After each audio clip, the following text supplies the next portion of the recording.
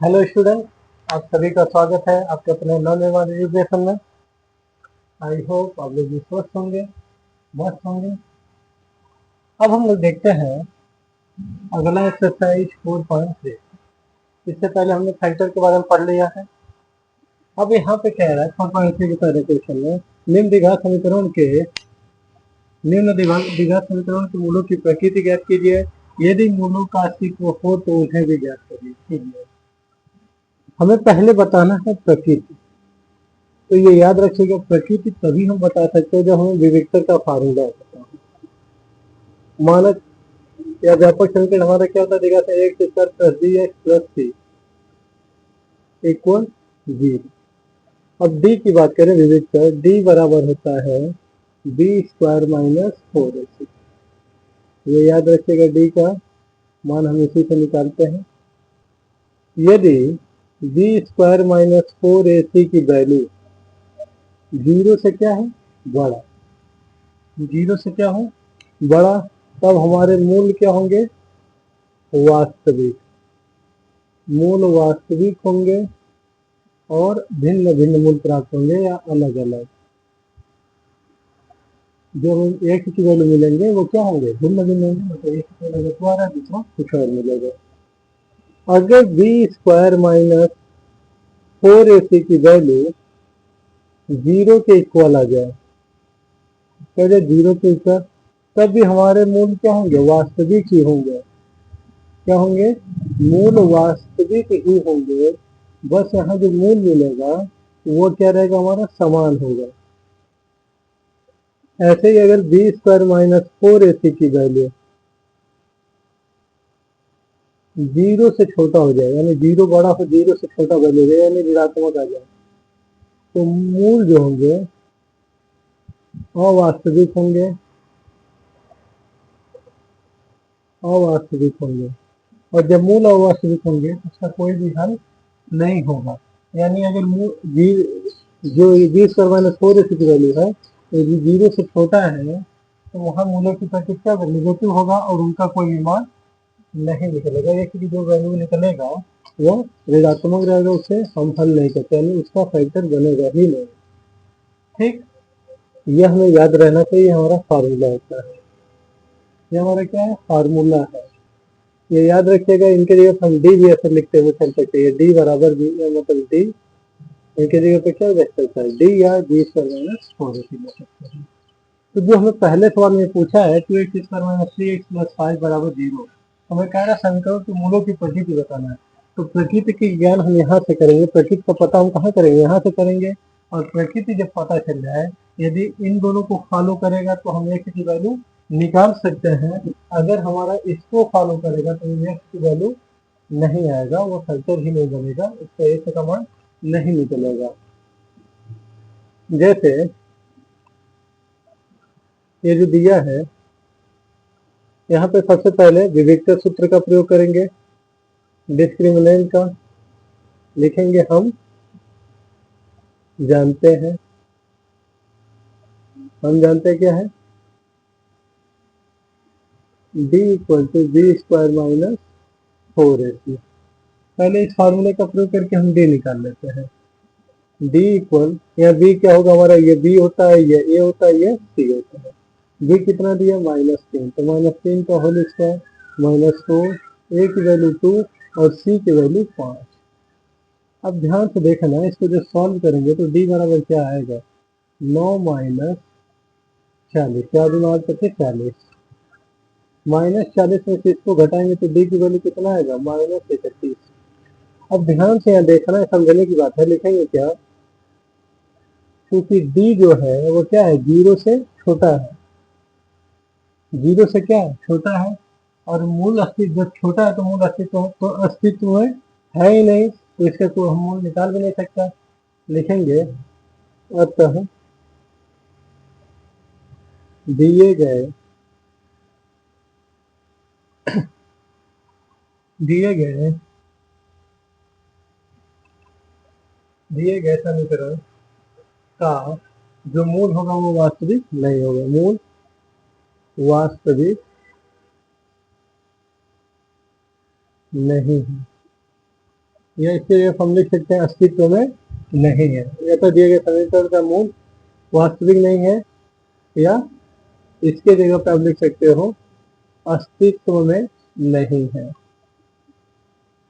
अस्तित्व में नहीं है। ये याद रखिएगा, जब भी डी की वैल्यू 0 से क्या हो जाए, छोटा आ जाए, तो उस समीकरण का कोई भी मूल वास्तविक नहीं होगा, और मूल वास्तविक नहीं तो अस्तित्व में नहीं होगा। तो हम लिख देंगे तो दिए गए समीकरण का मूल वास्तविक नहीं है, इसलिए अस्तित्व में नहीं है। तो जब भी ऐसे ये सवाल देख हमें जब पूछा क्या है सवाल में कि प्रकृति ज्ञात करना है, पहले मैं प्रकृति बताना, अगर इन दोनों को फॉलो कर देता, इन दोनों को, ये दोनों हमारा आ जाता, तो यहाँ पे हम x की वैल्यू निकाल लेते हैं, क्योंकि ये वास्तविक है। लेकिन जब इसको फॉलो करेगा तो ये वास्तविक है ही नहीं, तो इसके मूल अस्तित्व में होंगे नहीं। ये जो हम ज्ञात किए डी क्या है, 0 से छोटा है, इसलिए डी के समीकरण का मूल वास्तविक है नहीं, तो ये इसलिए क्या अस्तित्व में नहीं है।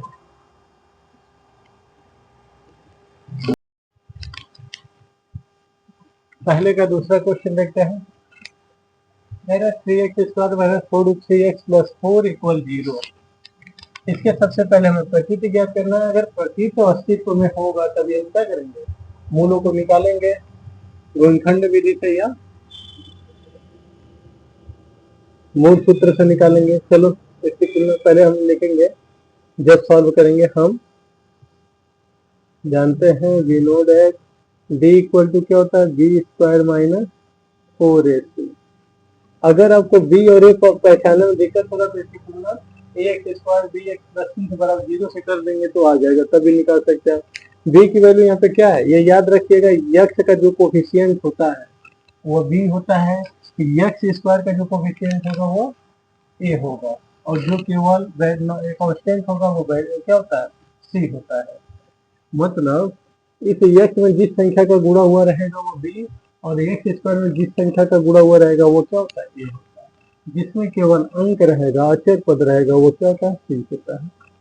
तो d बराबर यहाँ पे आएगा, b की वैल्यू क्या है, -4√3 का होल स्क्वायर हो गया, -4, a की वैल्यू यहाँ पे 3 और c की वैल्यू,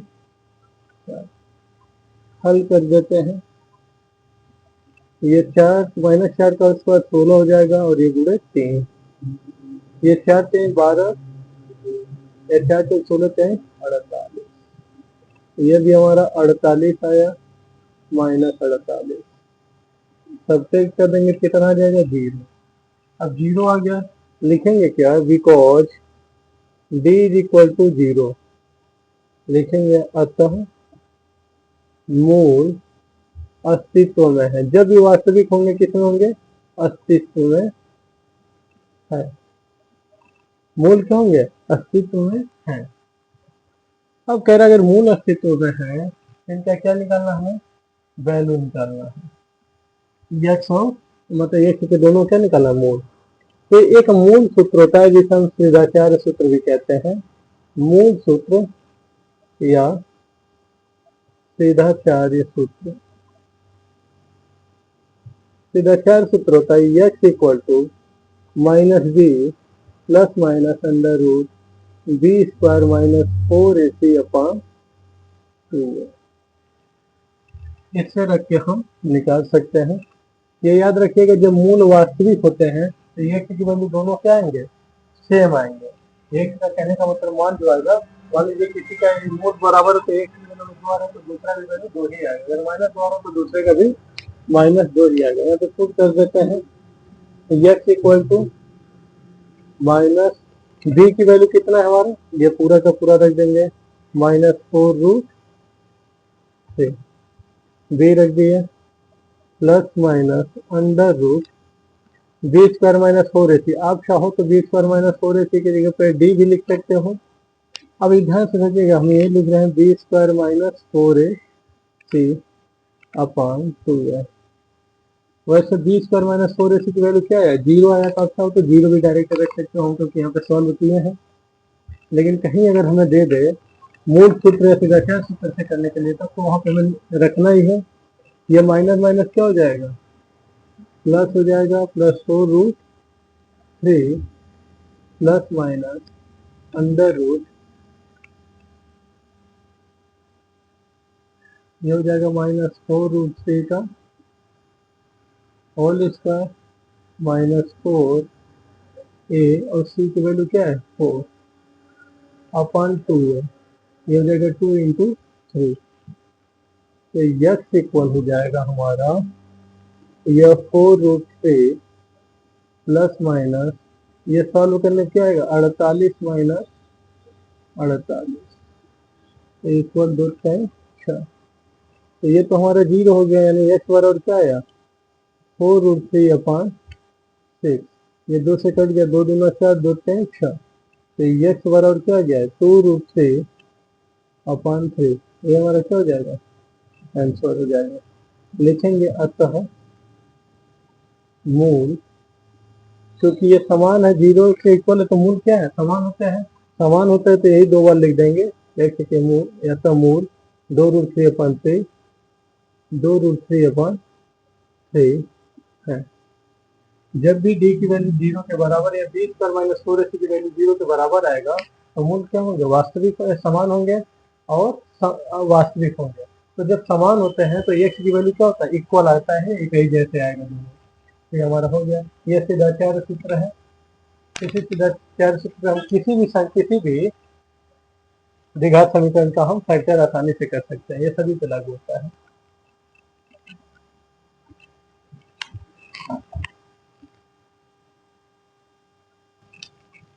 नेक्स्ट क्वेश्चन पहले का तीसरा। यह देखिए, ये भी हमें क्या करना, पहले हमें सबसे पहले अस्तित्व को ज्ञात करना है प्रकृति। वही वी नो डैट पहले हम d की वैल्यू ज्ञात करेंगे। d इक्वल टू क्या होता है b स्क्वायर माइनस 4ac। तो b क्या है यहाँ पे -6 -4 a की वैल्यू 2 और c की वैल्यू 3। 6 का ये -6 सॉल्व करके होगा 36 और ये 4 टू जाए 8 से 24 सब्ट्रैक्ट कर देंगे 2 12 आ गया।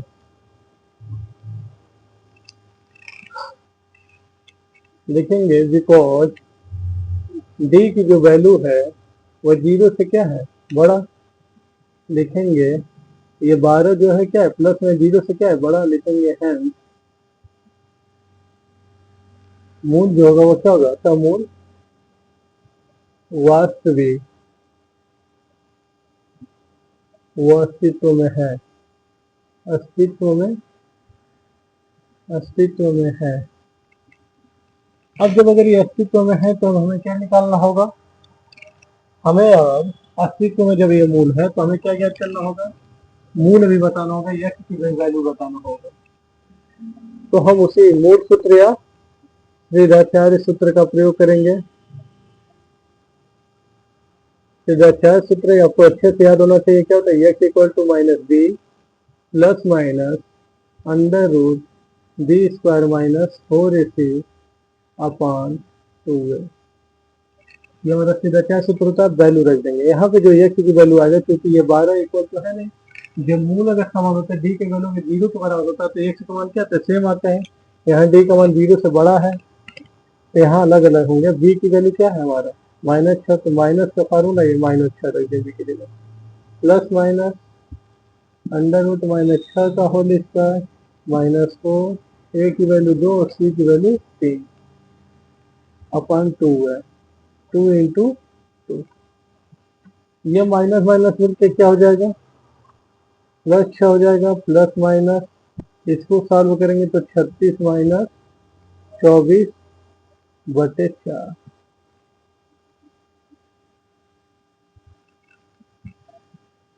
अब 36 में को घटाएंगे तो क्या बचेगा x बराबर 6 प्लस माइनस अंडर रूट 12/4। 36 में 24 घटाएं कितना है था 12, 12 मिल गया।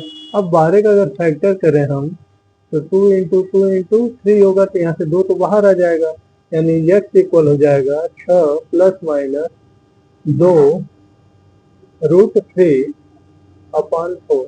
अब इन सब में कॉमन क्या है, इसमें आप कहोगे 2 क्या है कॉमन, 2 कॉमन ले लेंगे तो यहाँ क्या बचेगा 3 प्लस माइनस √3 अपॉन 4। यहाँ से 2 बाहर चला जाएगा जब कॉमन ले लेंगे तो ये 2 एक कम दो, दो दूना 4, तो यक्स बराबर आया 3 plus minus under root 3 upon 2। अब यहाँ पे एक बार क्या लिखेंगे, प्लस चिन्ह लेने पर एक पॉजिटिव सिंबल, तो जब प्लस लेंगे तो यक्स की वैल्यू क्या हो जाएगा, 3 प्लस √3/2 होगा। यहाँ से प्लस वाला लेंगे, ऐसे ही एक बार लेंगे माइनस चिन्ह लेने पर, माइनस चिन्ह लेने पर, तो यहाँ पे जो यक्स की वैल्यू आएगा वो क्या आ जाएगा, 3 माइनस √3 अपॉन 2। यही हमारा क्या हो जाएगा, यक्स की दो वैल्यू हो जाएगा, एक प्लस वाला लेंगे और एक बार माइनस वाला, यानी यक्स की वैल्यू ये हो गया और एक ये हो गया, हमारा आंसर हो गया।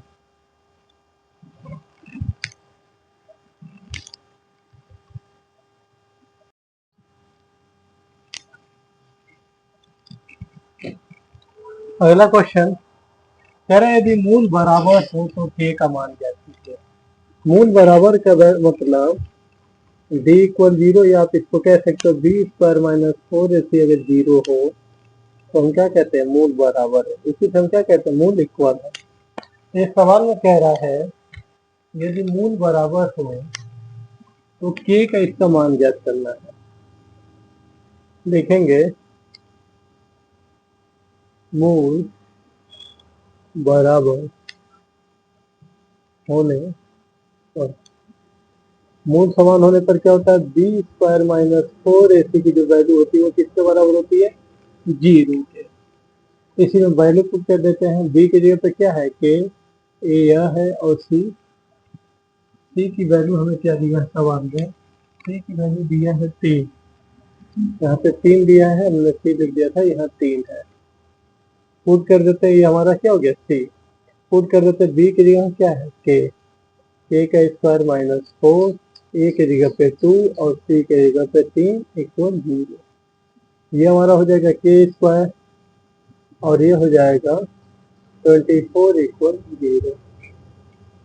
24 को उधर ले जाएंगे तो के स्क्वायर बराबर क्या हो जाएगा, 24, तो के इक्वल क्या हो जाएगा, अंडर रूट 24। आप चाहो तो 24 को क्या कर सकते हो, फैक्टर में तोड़ दो, 2 इंटू 2 इंटू 2 इंटू 3, यहाँ से इसका क्या बन गया, पेयर बन गया, ये बाहर आ जाएगा 2√4।